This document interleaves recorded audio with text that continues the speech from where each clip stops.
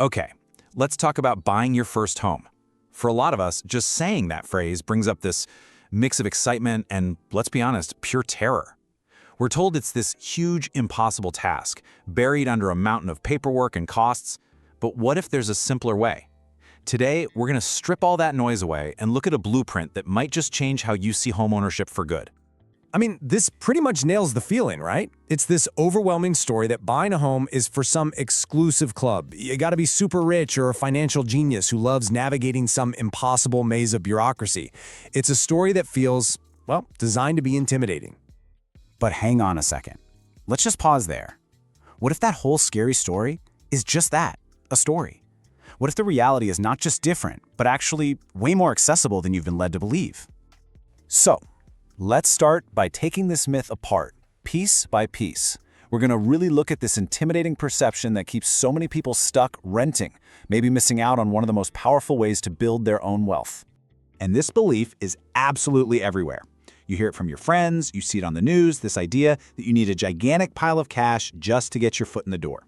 It makes homeownership sound like a fantasy, not something you can actually plan for. So, okay, if that's the myth, what's the real story? This is where it gets really interesting. Because the truth is, you have a surprising ally in all of this, an ally that completely changes the game. I mean, just look at this contrast. The myth, the feeling, is that the whole system is rigged to keep you out. But the truth?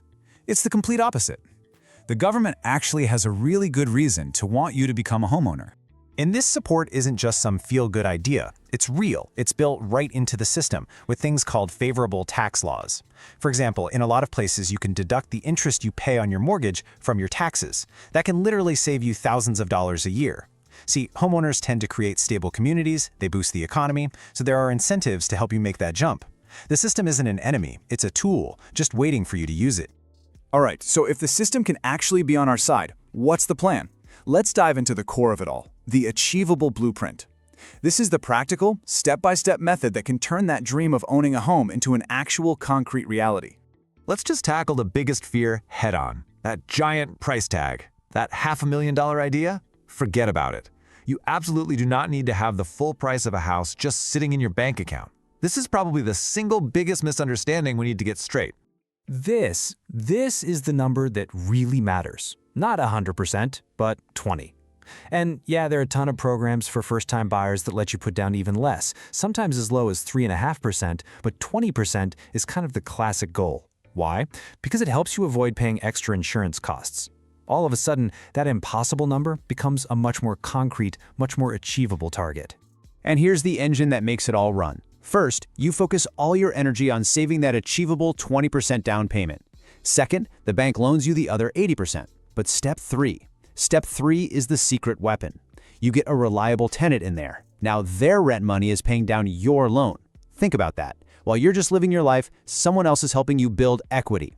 And all the while, Step 4 is just happening quietly in the background as the property value, hopefully, grows over time, building your net worth without you lifting a finger. You know, understanding this blueprint isn't just about learning a new financial strategy. It's about a massive mindset shift. It's about learning to see the whole world of housing and money through a completely different lens. This is the transformation, right here. You go from being a renter, where your housing payment just kind of vanishes every month, to being a strategic owner. Your property stops being just a roof over your head, it becomes an active investment.